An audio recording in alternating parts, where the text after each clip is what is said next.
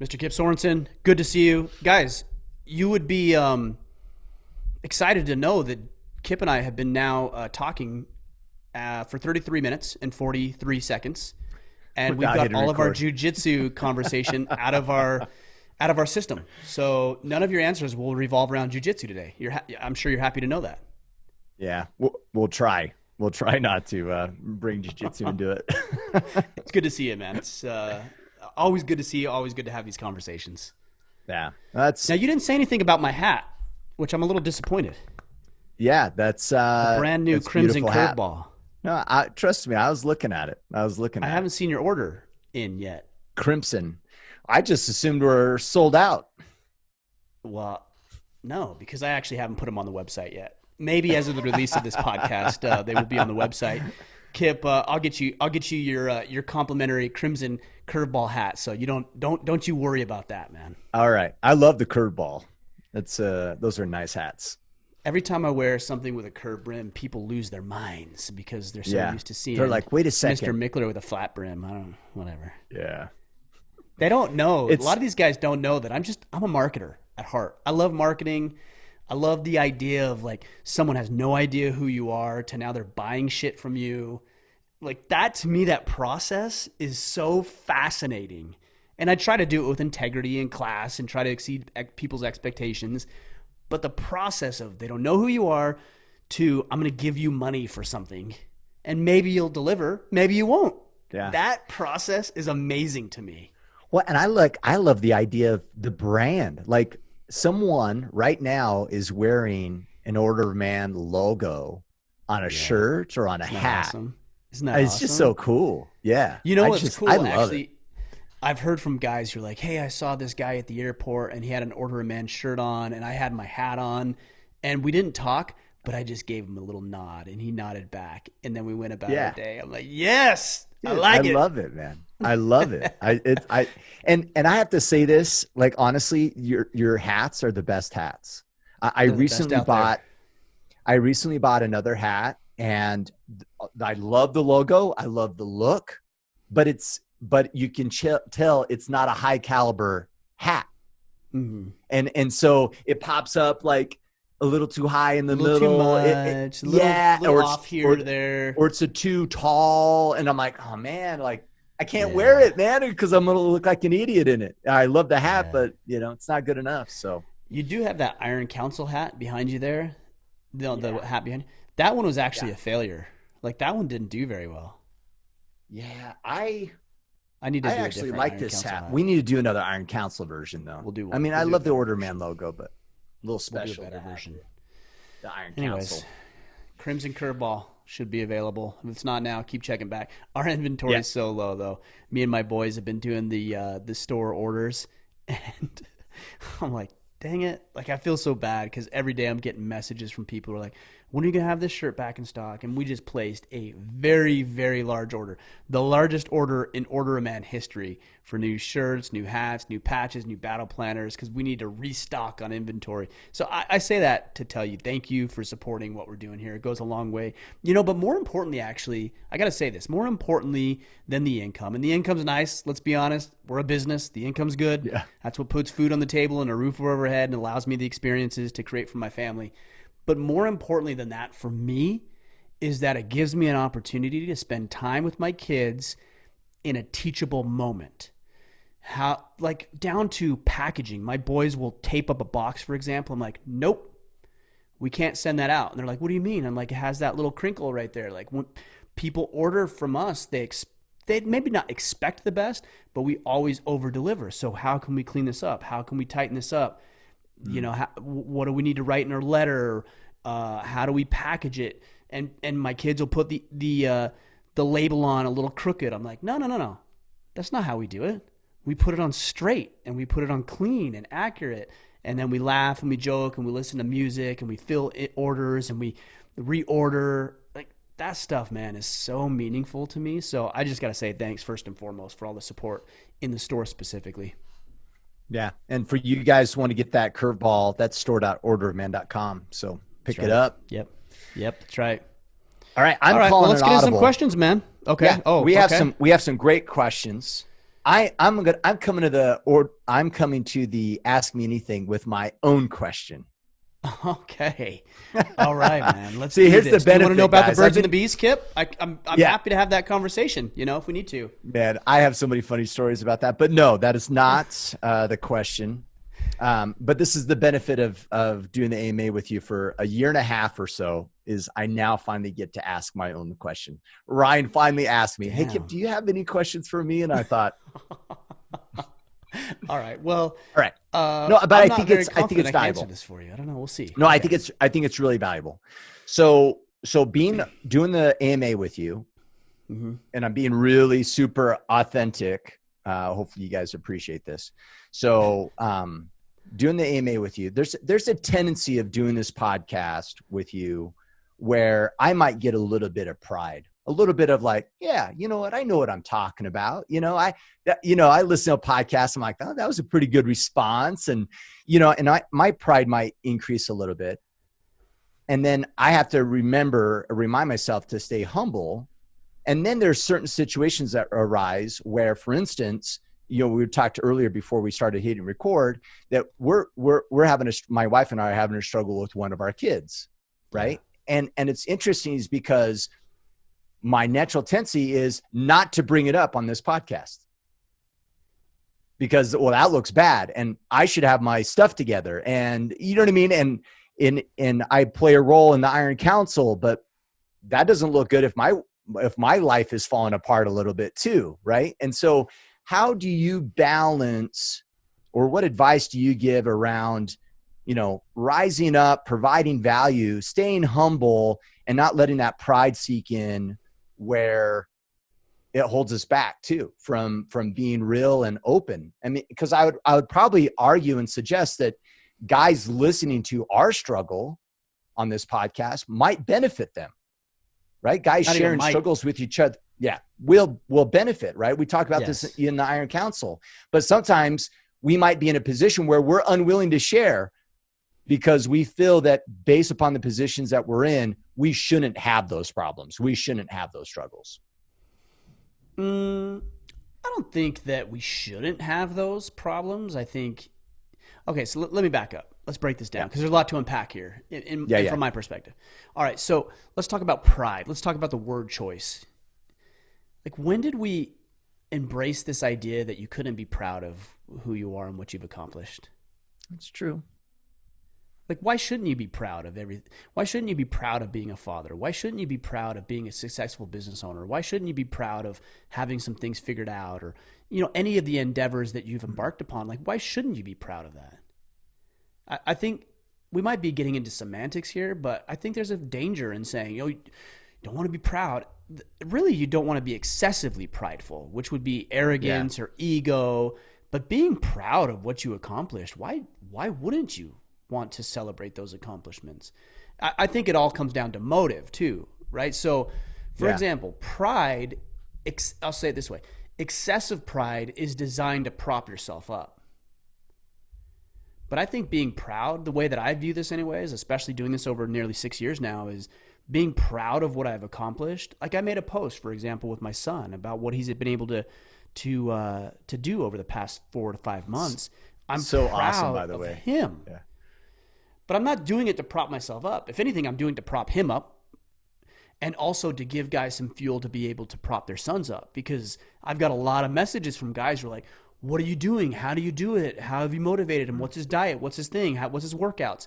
That to me says that in my display of pride, which it is, right? Yeah. It's also serving other people.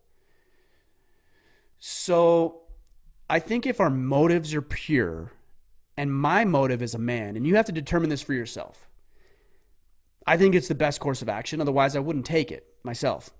And that's not to say I have it perfect. It's just I'm figuring it out. But my course of action is always to lead. I almost believe that being a man, I should say it this way, I almost exclusively believe that being a man is about being a leader. And so if my job is to lead, then first I have to define what leadership is. And for me, it's about serving. Leadership is always about serving. And so me sharing a proud moment in the filter of leadership is just an opportunity for me to teach and coach and inspire and lead other fathers. And at times, and here's the problem I have with the vulnerability movement. I just gotta be vulnerable. I'll express vulnerability. It's like, okay, well, hold up. Filter it through the lens of leadership.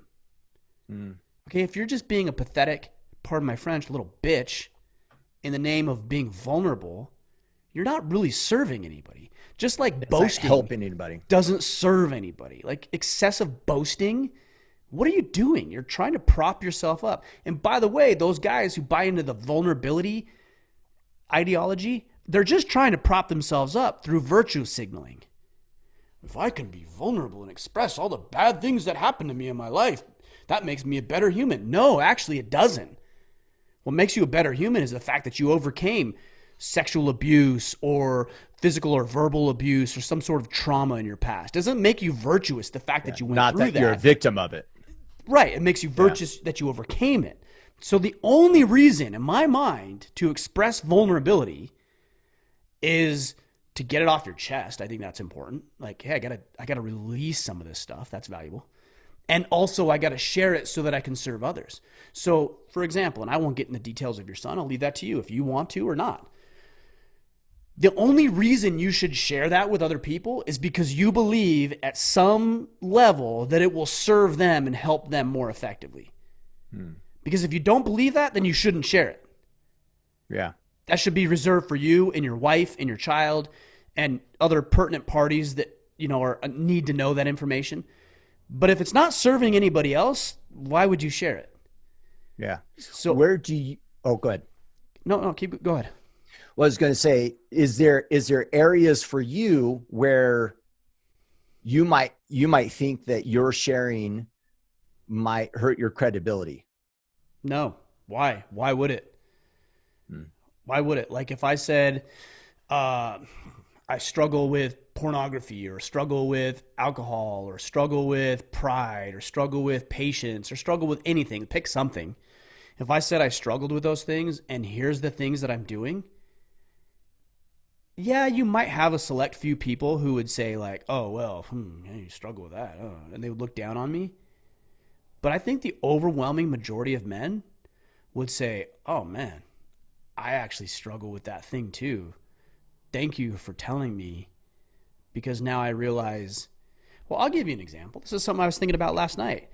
I actually so I've never felt like I fit in, ever, Kip, ever.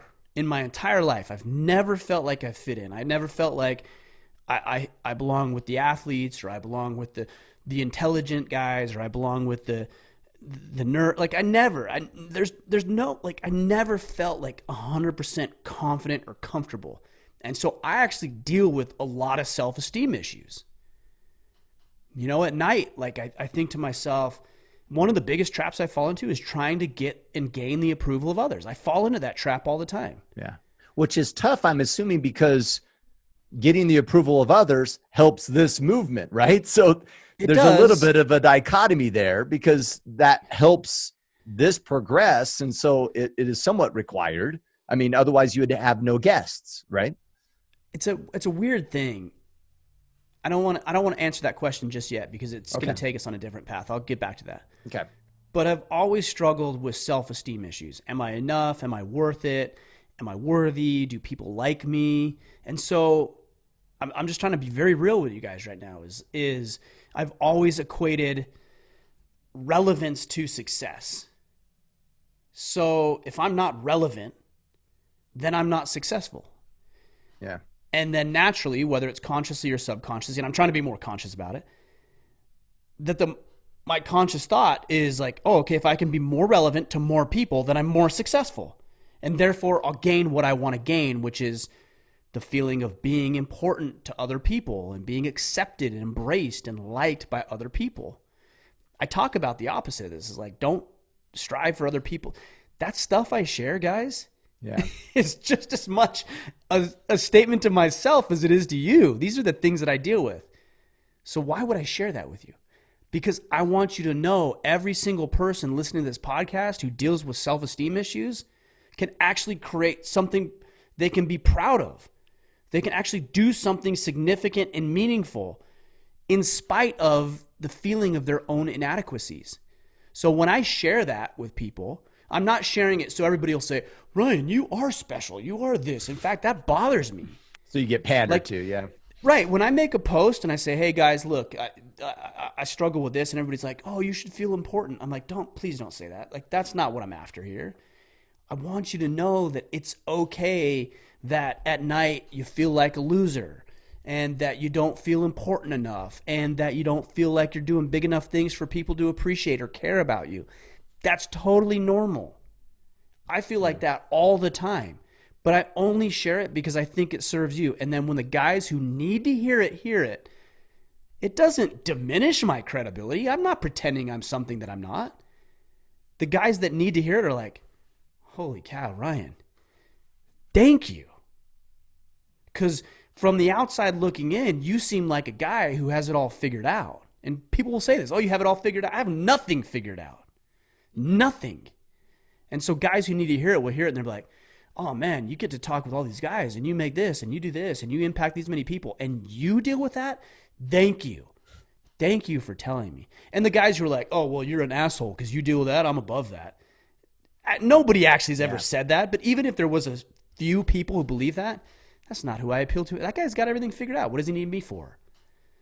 So I never have felt like sharing some things that I personally struggle with has ever diminished or undermined what it is we're doing here. In fact, it's only helped it because it's real. Yeah. I don't say authentic because that's a manipulated word in the marketing space, but it's real. It's genuine. People can see it, and they can see through it when you're not being that way. But the key here is I've never pretended like I'm something that I'm not. Never. I've never, ever said I have this all figured out. I'm the epitome of masculinity. If you don't do what I'm saying, you're not a man. People will make that implication. They'll say, oh, so what, Ryan, if you don't have a beard, you're not a man? What the hell are you talking about? I've never said that. Oh, if you don't hunt, you're not a man? No, and I've never said that. I just like to hunt. Oh, if you don't train jiu-jitsu or work out, you're not a man? No, I just enjoy training jiu-jitsu. Yes. Yes, in that case, that one's true.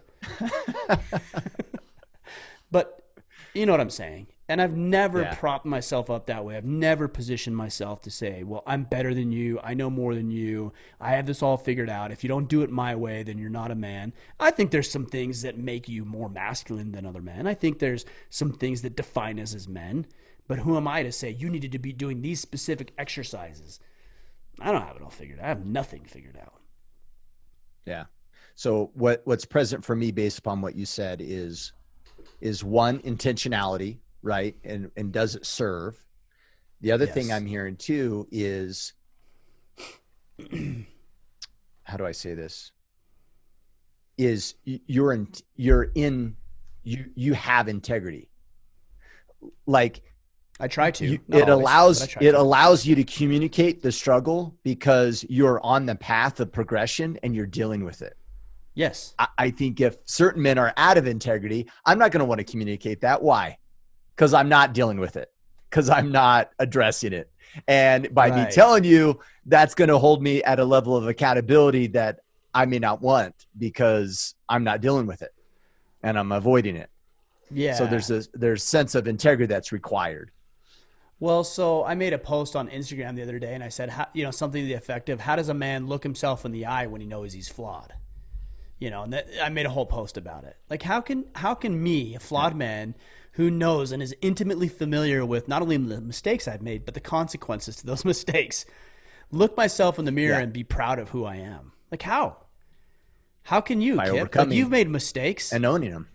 Yeah. Owning them, learning from it, putting a stake in it and saying that was the past me, and then being a better version of yourself, and also making amends where you can. Like, if you've wronged somebody, you have an obligation to fix that. Correct the best you can. Correct the behavior, correct the wrongdoing. And then you have the opportunity to look yourself in the mirror and say, although I'm flawed and I recognize it, I'm on the path. And being on the path. So we talk about, for example, Kip, the integrity gap a lot. The gap between who you envision yourself to be ideally and who you actually are. And in order to be proud, the bridge doesn't need to be, or excuse me, the gap doesn't need to be bridged. You just need to be building the bridge. Yeah. And we as men take pride and honor in the building and the construction of things. That's what we do. We build things with our hands and our bodies and also our minds. And if you're building a better version of yourself, like, how can you feel shitty about yourself when you're actually working out? How is that possible? It's not possible. Like, take jujitsu, because we'll circle back to this. You can feel shitty about yourself after you're done training. I do all the time. But I've never been in training where I'm like, oh, I suck at this because I'm too busy building and trying to stay alive. It's only when we stop training and then I go back and I'm like, oh, I'm not good at this. And I feel bad about myself. But if you're actively engaged in improving yourself, you're not going to feel bad about yourself. You're not. Yeah. You can't. You cannot hold those two thoughts together. So get on the path. Yeah. You know what? If you don't mind me adding, this was something that was present for me over the weekend. And it's related to that integrity gap. And I think it's so insightful, or at least it was for me, is when we are out of integrity and we're not building that bridge, what's required of us is to make excuses and justification and to blame. Yeah. So when life isn't going the way it's going, or you're not doing what you know you should be doing, two things occur, I think. One, you get on the path and you build a bridge, or you blame other individuals or circumstances for you not doing whatever it is that you should have done. And I why that's so powerful, at least for me over the weekend, is like, holy cow, this isn't just about you. Because when I'm not doing what I should be doing, who am I blaming? My wife, my kids, my employer, everyone else. And when I blame everyone else, does that help our circumstance? Like, it's not me in this game anymore. I brought in all these other people that I'm treating ill in an ill manner, that I'm judging, that I'm justifying, pointing the finger at them. It's not me, it's you. And man, like, it's so much more impactful, or so much more negative impact than just me not doing what I should be doing. It's really like it spreads. Yes. So here's an interesting thing I was thinking about as you were talking about that. Look, if you're going to blame somebody else for your problems, then you also actually have to give them credit for your success. No. No. That's how it works. So if you're a blamer and you're like, well, my wife's a bitch, and then all of a sudden things start going well or things happening, then you have to give it 100% to her, because you give her 100% of the blame. So you need to give her 100% of the things that go well. Like, the reason I'm successful is not because of you or whoever. Like, yes, you play a part. Sure, you've helped, you've assisted, you've been a partner. Like, yes, I'm not going to overlook that. But also me. But that means that the problems are my fault too. They're not yours. They're mine. But the reason that we do that is because we have to look ourselves in the mirror. Literally and figuratively. You can't do it. You have to do it. You are obligated. You are compelled. You have to look at yourself in the mirror, physically and literally, every single day. You live with yourself. You know. Yeah. Yeah. When you get out of the shower and you look at yourself, you know who you're looking at. And in order to make it work, you have to lie, or you have to be on the path. There's the only two ways. Yeah. Those are the only two ways. So ask yourself, what are you doing? Are you lying, or are you on the path? Those are the only two ways. Yeah. And if for guys that are like, I don't think I lie very much, just think of all the noise, all the excuses and reasons of why you're not doing X. And that's all the blame. That's you not owning it. Here's a very easy way to know if you're lying. Are you producing 100% of the results that you want in your life? If the answer is yes, you're probably not lying. And by the way, varying degrees. Like, I know some guys who are extremely financially successful and they're achieving everything they want. And I know guys that are school teachers and they've been in the school system for 25 years and they're totally happy with it. Yeah. And neither one of them are lying, because I don't get to decide what success is for you. You have to decide that. But if you're 100% satisfied with where you are in life, you're not lying to yourself. But if there's any sort of gap in your financial well-being, your physical health, your relationship, any gap at all, you're lying to yourself. Now, I will throw this disclaimer in here. Short term, there's some circumstances that might happen that could potentially derail you that you wouldn't know. For example, a global pandemic might cause you some financial hardship, and that's outside of your control. But long term, if you're not producing the results that you desire, you're lying to yourself. That's it. That's it. That's all there is. There's no other explanation. Yeah. All right. First question down. So we're all liars, in other words. All liars. Yep. Just ask yourself to what degree. And are you willing to do anything about it? Yeah. When I say we all, right. I'm saying me too. There's gaps in my life. And I'm lying about it. For sure. Or I'm on the path and I feel good about being on the path. Yeah. Like I'd like to be better at certain things. Go ahead. And this is where fulfillment resides. Yes, of course. I think. Yeah. Well, and also fulfillment comes from finding, okay, so here's my thought on fulfillment. Find joy and meaning in the activity itself. Yeah. And you will be fulfilled. So somebody asked me, what's your goals with jiu-jitsu? My goal with jiu-jitsu is to go tonight. That's it. Oh, don't you want your black belt? Yeah, sure, of course, yeah. But my goal with jiu-jitsu is to go and to be present and to be better tonight.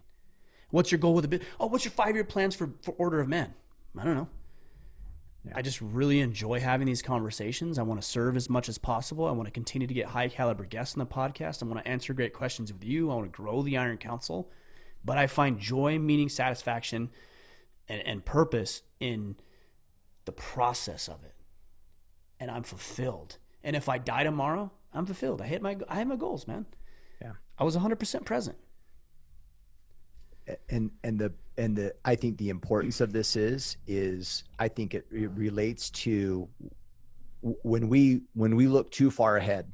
For instance, if you say, well, my objective is to get a black belt, and there's going to come up with some expectation, because when I get that, then what? Right? Like it's like a loaded expectation on when I get that black belt, then I'm going to feel this way, or I'm going to have this, or when I find the right woman, then I'll be happy. Or when I get divorced and find a good woman that's way better than my current wife, then I'll be happy. And what ultimately ends up happening in those scenarios is we get there and we go, I don't feel fulfilled.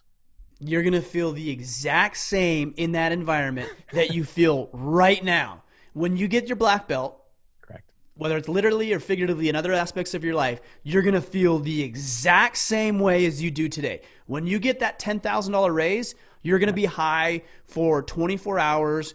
You're going to tell your wife, you're probably going to have great sex, like you're going to celebrate. And then tomorrow you're going to feel the exact same way that you did the day before. Yeah. Because you can't find joy in the process.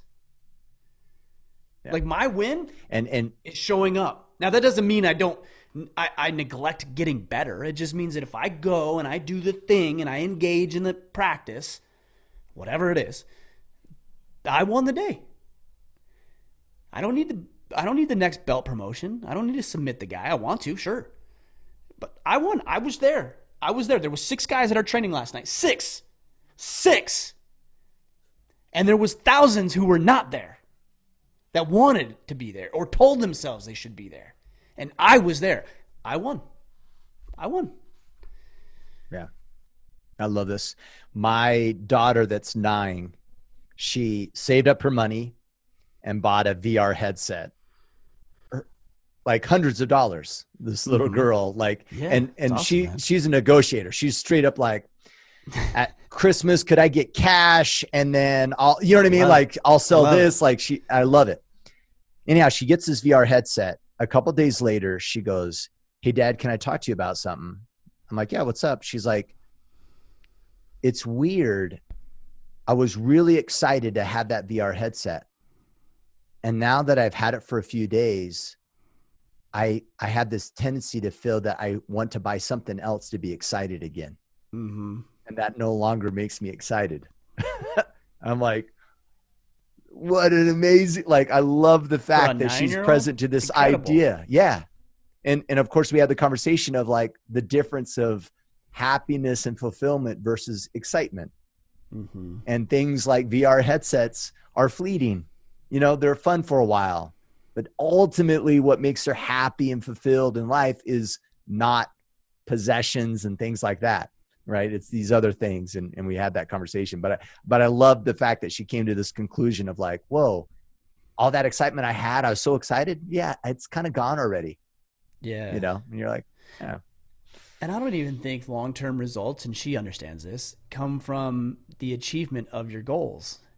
They don't. It's just a little benchmark. It's how you showed up the whole time. That's right. So we as human beings, what do? Like, I know you feel this way. I do too. It's like, okay, I accomplished this thing, and I'm like, next. Okay, next. What's next? Because we're hardwired to improve our station in life in whatever capacity that is. So you want to pay off debt, you pay off debt, you're like, oh, thought I'd be more excited. Okay, well, now what do we do? Right? That should always be your attitude, is like, now what? And I was asking my wife, I ask her this, we have these conversations all the time. I'm like, do you ever think enough will be enough for me? She's like, no. And at first I was like, well, that sucks. Like, doesn't that suck when you think about it? You're like, oh, so I'll never be fulfilled? And she's like, no, you'll be fulfilled. You just find fulfillment in actually working and doing. And I was like, working so I'm actually fulfilled right now. Yes. Yeah. Bingo. You're fulfilled in your life right now. So anxiety is caused by focusing on, barring mental illness, focusing on the past, which is out of your control, or the future, which is out of your control. In order to reduce your anxiety, just be fully present in the moment. Yeah. That's worked for me, is like, okay, so this morning I came home from training and I was a little stressed out about what needed to get accomplished throughout the day. I'm like, oh, I got this and this and this, and I'm going to do this and this. And so I was like thinking, right? Like, those are all future things. Like, I got this thing in 2 hours. That's future. And I'm not saying we shouldn't prepare. We should. And my daughter comes up to me and she says, hey, Dad, will you do a puzzle with me? And I was like, oh, no, I can't, because I'm like, wait, hold up. You got a podcast in like 3 hours and you're all stressed out and you're thinking about what you need to do and blah, blah, blah, blah, blah. And your daughter, who you really only have like another 10 to 12 years with, really, just came up and said, I want to spend time with you. And you're like, no, I'd rather be anxious about something that hasn't happened yet. What the hell are we doing, guys? Yeah. And I was fortunate enough, I caught myself and I'm like, no, I got this thing. And I'm like, that's 3 hours from now. Yeah, maybe I'll get a little behind on some emails or whatever. I'm like, yeah, you know what? Yeah, let's do a puzzle. So we sat down this morning, we started a puzzle, and no joke, I get halfway through the puzzle and I start thinking about other things. And I'm like, oh, okay, I got to be done because I got this thing. She's like, oh. And I saw her disappointment in her eyes and I was like, what the hell are you doing? You keep doing it. Stop. You got time. It's okay. And so I said, no, you know what? Let's finish it. We'll finish it. Then I'll do that stuff. But I really got to be done when we finish it, okay? She's like, okay. So we finished the puzzle. We have a great time. We spent an hour together. You know, it's just a little bit of time. Present, engaged, focused, laughing, telling jokes, teasing each other. Nothing else mattered. And then an hour, then I started worrying about stuff, and that was fine because that helps me do the things I need to do. Worry is okay, like a little bit with like a healthy dose of it. But I think we could do a lot more exercise in being present. It would just relieve all sorts of anxiety and depression and potentially even suicidal thoughts for a lot of guys. Yeah, for sure. Talking about suicidal thoughts. All right. Daryl Hahn from our Facebook group, facebook.com/group/orderman. His question: how do you deal with the darkness inside oneself? Own it. Like, you can't extrapolate yourself from it. Like, you're not different from it. Like, I'm dark, like I'm a dark individual. So are you, Kip. So is everybody else listening to this. It doesn't define you, but it is part of you. We're human. We have human desires and tendencies, and we want to rob and steal and cheat. And we have past backgrounds where we've done some of that stuff and it's produced less than favorable results.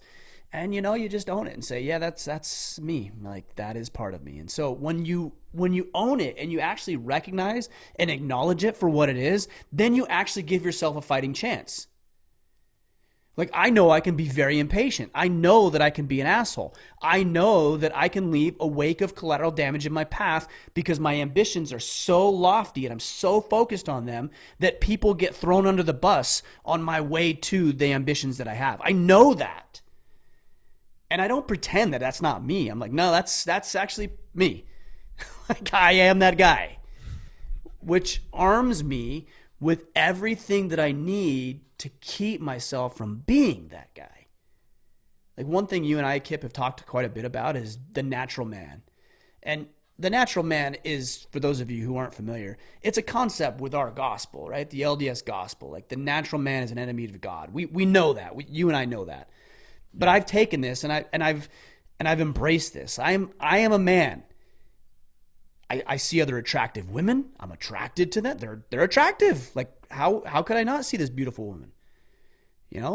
I'm greedy. I want everything, even though I've never earned it. I want it all. Oh, you have that thing? Well, I want the better version of that. Yeah. Like, that's us. Naturally, that's us. How could that not be us? Yeah. We don't even have to work at that. That just comes naturally. Right. And so, but I don't pretend I'm not that guy. Like, I don't bury my head in the sand. I'm like, oh, I'm perfect. I'm a little saint. I'm a little angel. Like, everything's good. I'm like, no, I have a tendency to be lustful and prideful and a dick and everything else. And so, like, here's what I need to do to ensure that I don't go down that path that naturally I would love to go down, but I know that doesn't produce results. I know chasing a bunch of women who aren't my wife would not produce favorable results for me. I know cheating my clients and people that have trusted me out of their money and their faith would not be good long term. I know that. So in spite of who I am naturally, a fallen man, I'm like, okay, here's my parameters. Here's what I do to combat that. Here's what I do to combat this. It's only when we start trying to pull ourselves out of that darkness that we start feeling bad about it. Like, to the point where it hinders us. Like, oh man, I'm such a dick. I was doing this and this. Yeah, you are a dick. So what are you going to do about it? Like, everybody listening here is an asshole. Like, you're all assholes. Yeah. Like, just like you and me, Kip. Yeah.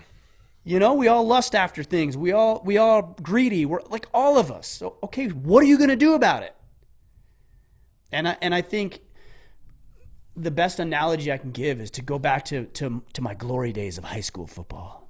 Oh yeah. You talk about this all the time. I'm sure I've heard the story. Go ahead. If I could go back, we'd take state. No doubt in my mind. Actually, there's a lot of doubt in my mind that we would ever take state when I was in high school. Anyways, when we were preparing to beat South Severe Rams, we didn't just show up and like, well, hopefully this works. Like, here we go. Let's see what works. No, my coach went to your coach and said, hey, let's trade game film. So our coach gave game film, your coach gave game film, and then we studied each other. Because you have to know the enemy. You have to, right? Like, everybody understands that concept. And so what a lot of guys will do is they'll bury their heads in the sand about who they are. Like, I don't have a problem with that. I'm okay. It's like, well, you're not even acknowledging the enemy. Like, the natural man is the enemy. The guy who's greedy and wants all the results without that's the enemy for me. That's my enemy. Because he's going to produce less than favorable results. He's going to create a family of misery. He's going to have less success in business. He's not going to be as financially well off. He's not going to be as physically strong. That is my enemy. And I have to understand the enemy. Because if I don't, then the enemy will destroy me when I'm not even paying attention. Yeah. It doesn't give you an excuse. I think acknowledging it doesn't give you an excuse to be tempted by the enemy, to fall prey to the enemy. You're just acknowledging it so you can armor yourself with what you need to be able to drive on in the face of who you could be, the lesser, weaker, more pathetic version of yourself. That's not somebody I'm going to let loose. You have to finish the thought, right? Okay, this is me. So like what? Therefore what? Right? Finish the thought, right? Finish the thought to a conclusion. Yeah, I like that. Okay. Alex and also, Lathry. by the way, I got to say one other thing, Kip, on that. You don't have to define yourself by anything that you don't want to define yourself by. So if you said, well, I'm greedy, like I want everything. I want all the results without the effort. Okay, well, cool. Welcome to the club. Like, who doesn't want that? I would love to win the lottery. Yeah. Like, who wouldn't? But you don't have to define yourself like that. And if the lottery happens, cool. But you get to decide how you define yourself. Are you greedy or are you a hard worker? Like, which one? For me, when I think about financially, like, yeah, sure. I'd love to like be walking in the street and find a couple $1,000s on the ground, and like that'd be cool. Like, I'll take it. Like, if I see that, like, I'm gonna pick it up for sure. But also, in the meantime, I define myself by I've decided the way to true wealth in this life, and I'm just talking about financially right now, is to add more value than I extract. Kip, if just to strip it down to nothing, if I can give you more perceived value, and I say perceived because it's all subjective, like I don't get to decide what's valuable for you. But if I give you what you perceive as being $10 worth of value, and I can get you to what I perceive to give me 15, I win all day long. And by the way, you know what the other cool thing about this is? You win too. Because you just extracted $10 of value, and you thought you were only giving me $8 of value. Yeah. We both win. Otherwise, I wouldn't have participated you wouldn't have done it. in the exchange. Yeah. Right. Yeah. So that's a script that I'm not going to say created, that I've adopted in my mind. Is that the way to true wealth in this life is to give more perceived value than I extract. If I do that enough, over a long enough time, I will build true wealth in my life. That serves me well, and it serves the people I want to serve very well. But that's a script that I've deliberately and consciously embraced. Or alternatively, I could embrace the way to true wealth is to steal from everybody. Is to manipulate them, to con them, to be sneaky, to extract more than I give. Like, that's another script that a lot of people have bought into. That's not my script. My script is this one over here. But we all have to choose our scripts. Yeah. And the key to what you said earlier, we choose, we create them. And by the way, can I build wealth in both ways? You're damn right again. Like, both are actually have an element of truth to them, but there's also consequences too. I like it. All right. Alex Lathry, how to best center yourself. As a younger guy still finding his foothold and being constantly exposed to so many experiences, I often feel ungrounded. I sometimes lack centeredness and discipline with regards to pursuits, framework of viewing, and operating in the world. I know these things come with experience, but I would be interested to hear your opinion on whether or not this is a phase in the transition of masculinity in its fullness. Okay. So let's say, Kip, you were in the woods. You were lost in the woods. You and I went on a hike together, and we got separated, and you were lost. And I got down the mountain safely, but you were still up there. And we both had radios, and I radioed you, and I said, Kip, where are you? What would you say? Like, we're not familiar with the area. Somewhere on the mountain. No. Like, let's play this out for a second. No, you wouldn't. You would say that, but let's be real. Like, okay, I'd say, Kip, where are you? Like, legitimately, give me a real answer. What would you say? Yeah.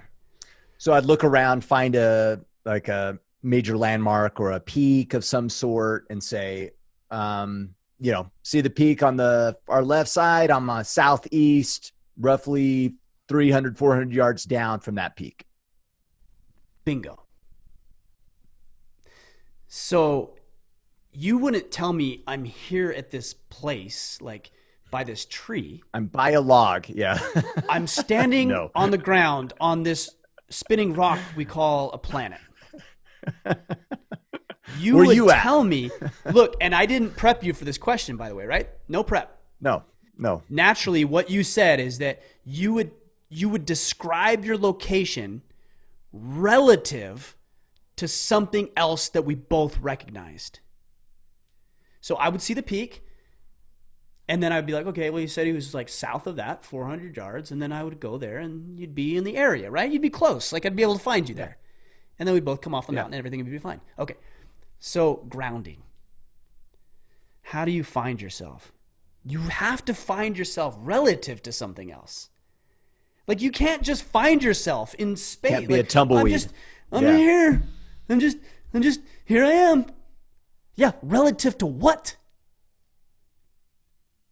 So what is the relative to? Your goal, your vision, your objective. You're not grounded because you don't know where you are relative to where you want to be. So guys that are like spinning at 100 miles an hour, like, I don't know. Point yourself at something and then say, there's that thing. It's 500 yards away from me. It's the peak. That's where I want to be. I want to be there. And I'm 500 yards south of that. And so I guess I just ought to take a first step. And then you take a step and you're like, okay, well, now I'm 499 yards away. And you take it 498, 497, 400 yards, 200 yards, and you get closer and closer and closer. One of two things is going to happen.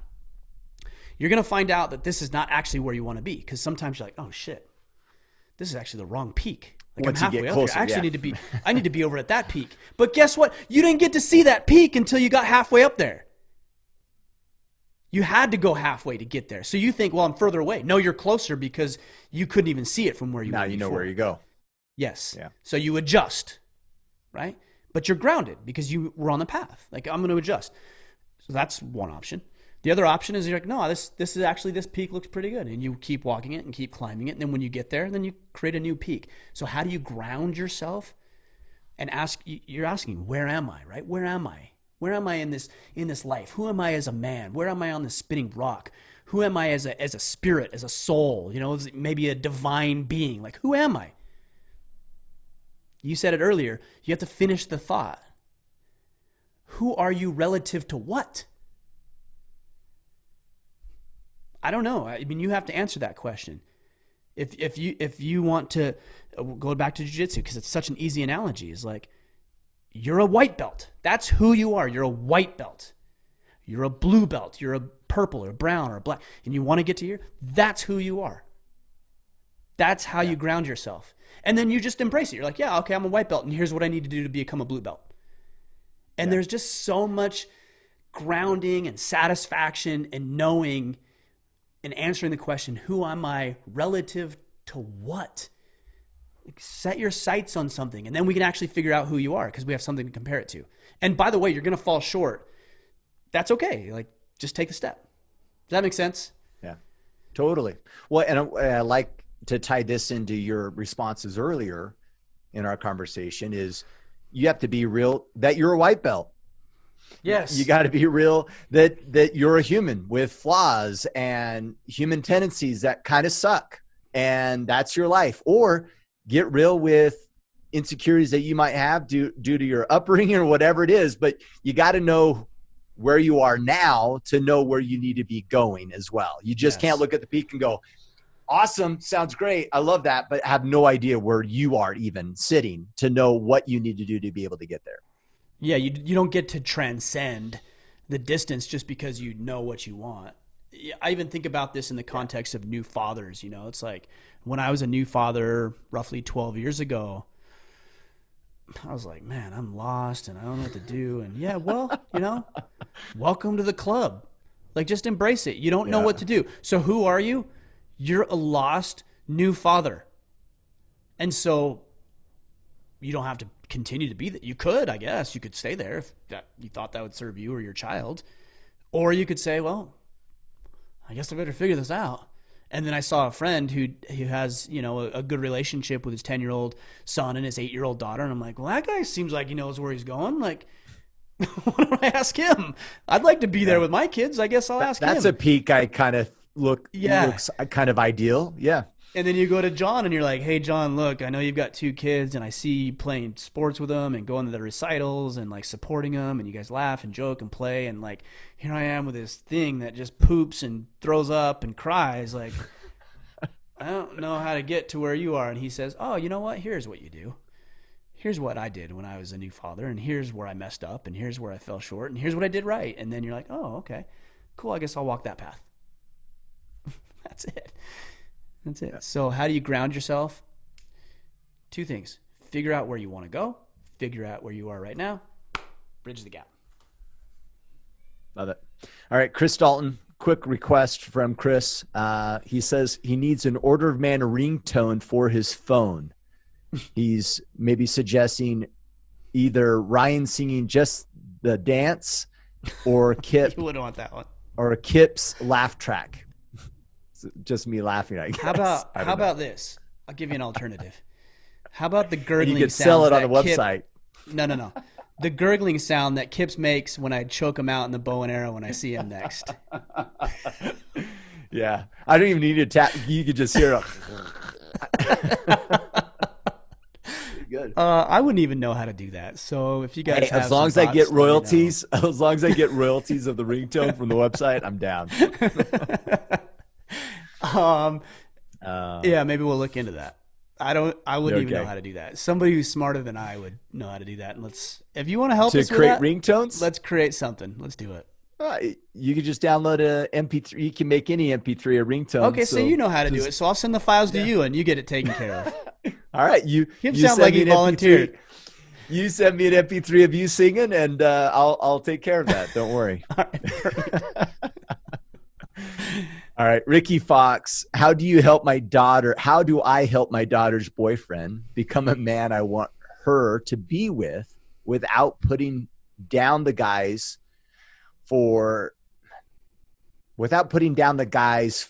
I don't know, in his family. I think that's what he's kind of saying. Both him and my daughter are 16. He is not a bad kid, just wants to believe I want to believe he could use a good role model.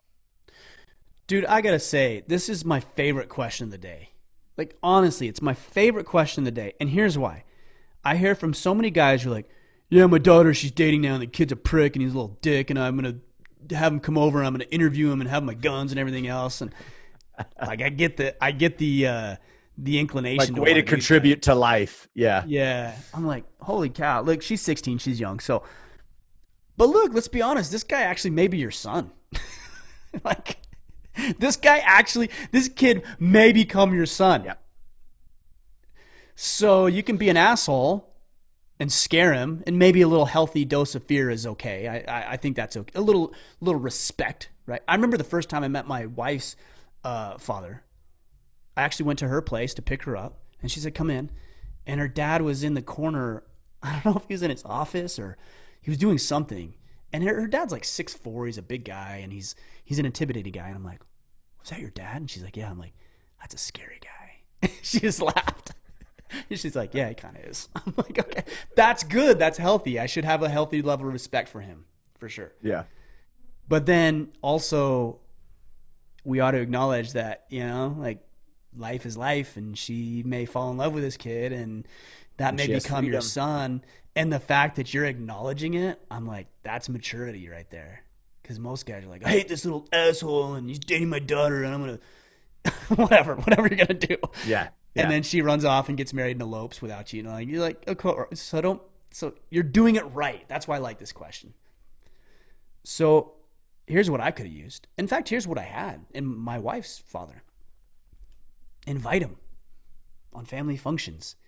Yes, you have to have the things in place, like maybe sleepovers is not a thing that you're going to do. Maybe them sleeping in the same bedroom is probably not a thing you're going to do. Okay, so there's constraints here that you put in place. Yeah, but some boundaries, yeah. Yes, some boundaries. But my father-in-law invited me. Like, we went on shotgun shoots, and we went out south together, and we went on little adventures together. And actually, we camped. Like, when I was dating, they invited me. I didn't sleep in the tent with my wife, although we tried to sneak that and make that happen. That's not something that happened. She was in the trailer with her parents, and I was out in the tent with her brothers. Yeah. But he invited me, and that's exactly what I needed. And it wasn't like some formal, let me mentor you and coach you and guide you, but I spent time with him. I spent time with her grandfather. I spent time with her brothers. And I was like, oh, this is what he expects. Now, I didn't have that growing up. A permanent male fixture in my young life. I was like, oh, this is how they behave. This is what's appropriate. This is how they joke with each other. These are the conversations they're having. This is what they do in their spare time. And all of that was immensely valuable for me. And I'm not sure we'd have the relationship, my wife and I, without my father-in-law embracing me to some degree. I remember coming to Thanksgiving dinner. You know, they invited me, this kid who was after their daughter, to Thanksgiving dinner.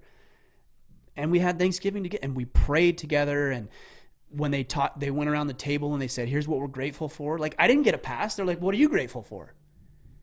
And I had to answer it in front of the entire family. And for your hot daughter. Yeah. You know, am I right? Am I right? Gave her dad a wink. He didn't appreciate that.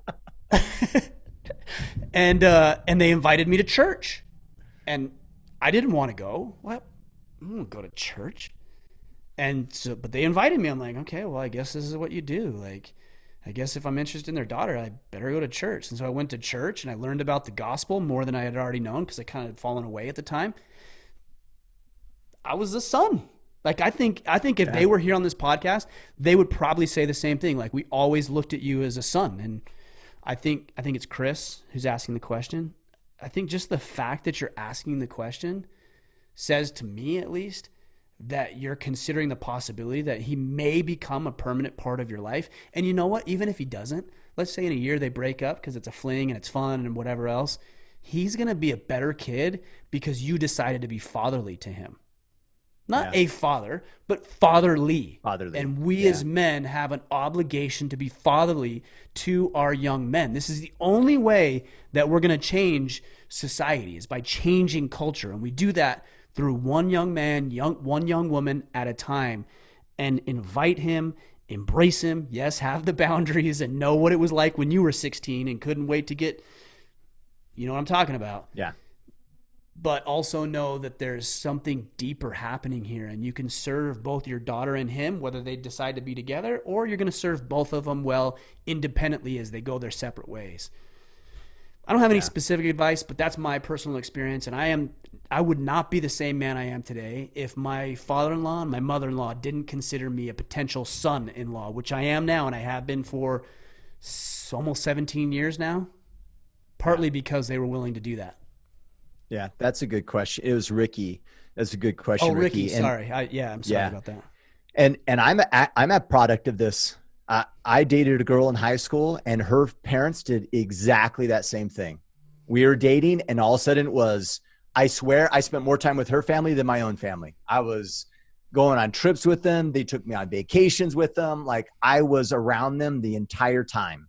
And post high school, we both went to college at different places, and it never, obviously never dated her beyond that. But it was such an influential time in my life because I was part of their family. It was like, even to this day, I am grateful for that family. It played a major role in kind of developing who I was as a person. So without a doubt, I think I totally agree. I think it's sound advice.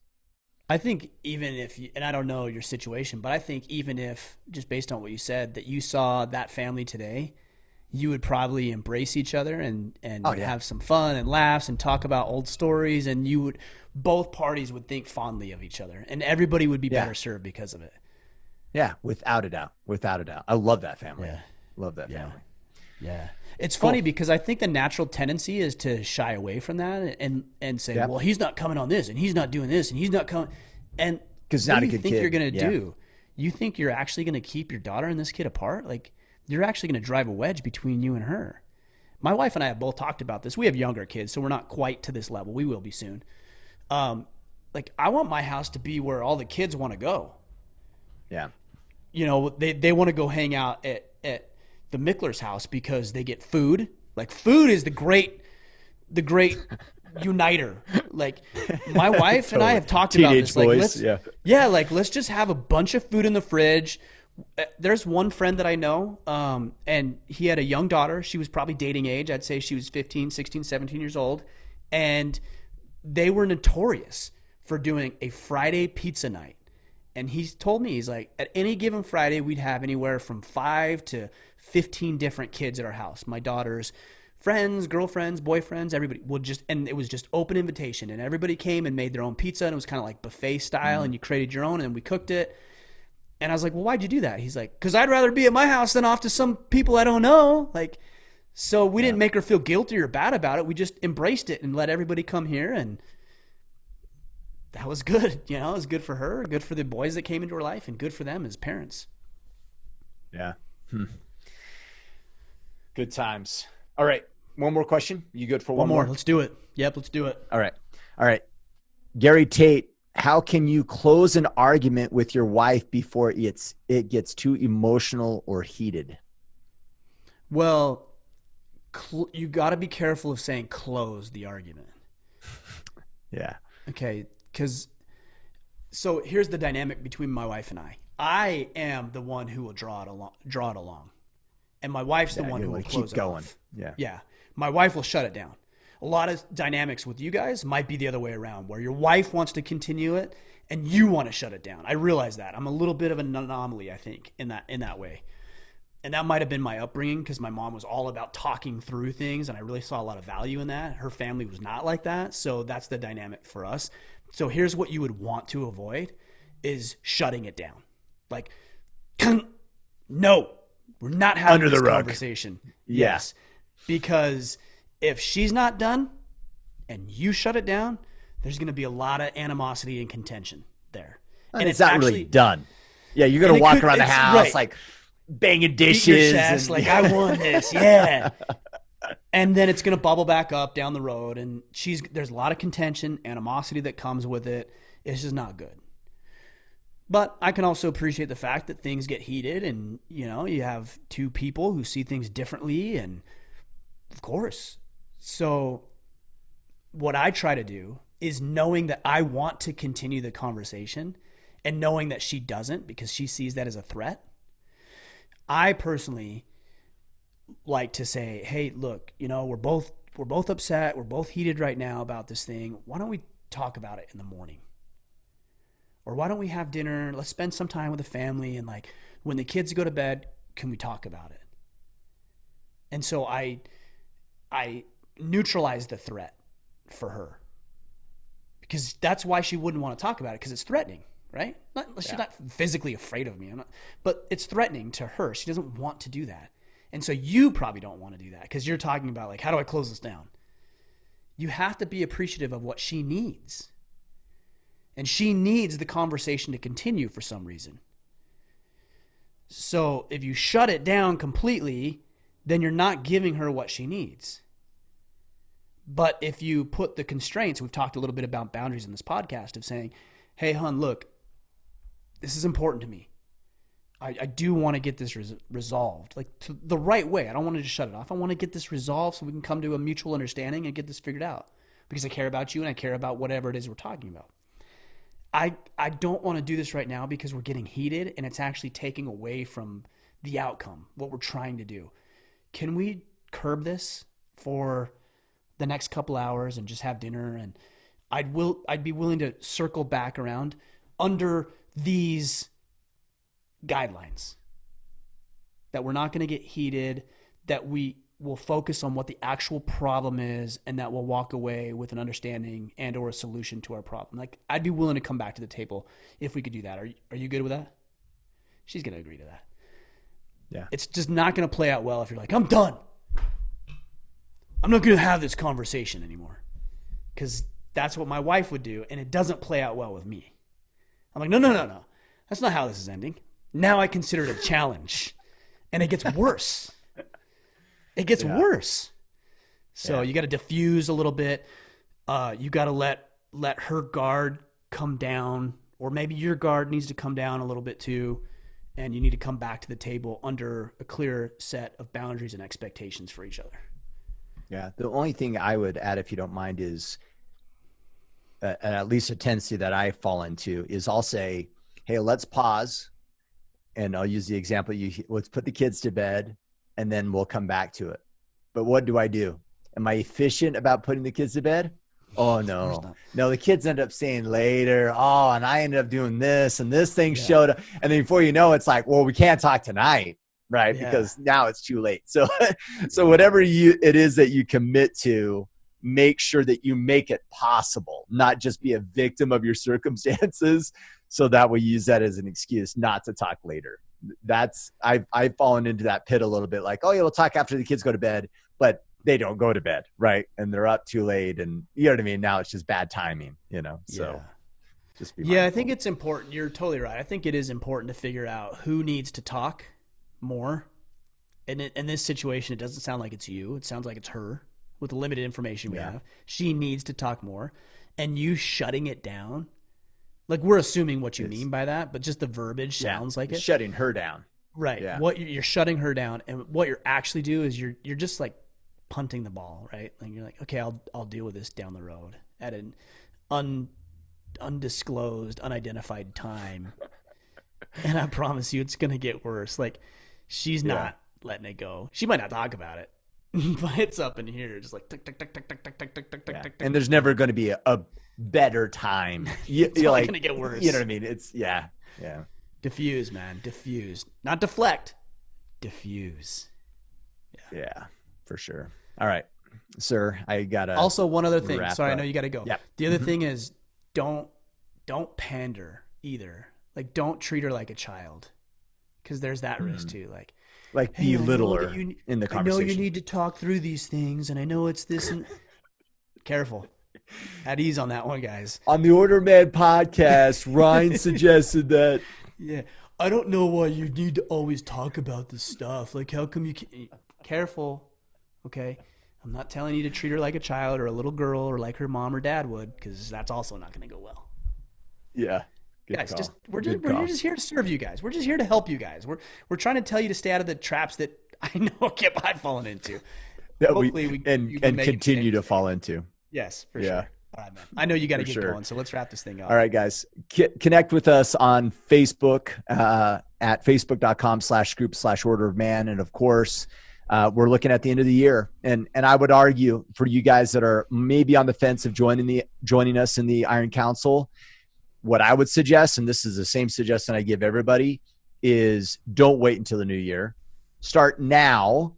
Get 15 days in. Try it out. Get out some kinks so you have a fresh start if you want to in January. Don't have this misunderstanding of like, oh, well, I'll just show up in January and everything will be great and dandy. So, and like we said, right? Fulfillment and happiness isn't from someday doing something. It's actually taking action now and being who you need to be in the moment, right? And being present. So to join us in the Iron Council, learn more, orderofman.com/Iron Council. And of course, you can support the podcast and this movement by sharing the podcast, connecting with us on YouTube, subscribing, and of course, following Mr. Mickler on Twitter and Instagram at Ryan Mickler, and new swag in the store. So what's your cutoff date for orders for Christmas? Is there kind of a, I don't know, by the 20th? I mean, maybe or 18th, US? 20th. I think USPS is saying like the 18th, so that's 2 or 3 days. I mean, we're going to be filling orders all the way up to Christmas, so it's not going to be on our end. It's just going to be at the mercy of how quickly USPS. And I'm already getting notifications from the post office saying, hey, we're delayed. So, like, if you get it within the next couple of days, I'd say there's a strong likelihood we'll get it to you before Christmas. But so you got to get get done quick. Do it quick. Yeah, act quick. All right. Cool. All right, guys. Appreciate you. Great questions today. I wrote a bunch of notes here, and looking forward to the continued questions and involvement. Go back and listen to my conversation with Marcus and Morgan Mojo Luttrell. That was a good conversation. Yeah, and we got like super fun. It was fun, man. It's different. It's different because it was like, let's just talk about whatever, like buddies would do, you know? So, we've got a lot of other powerful conversations coming up. So subscribe, leave your rating, review, and we'll keep getting after it. All right, guys, we'll catch you on Friday. Until then, go out there, take action, and become the man you are meant to be.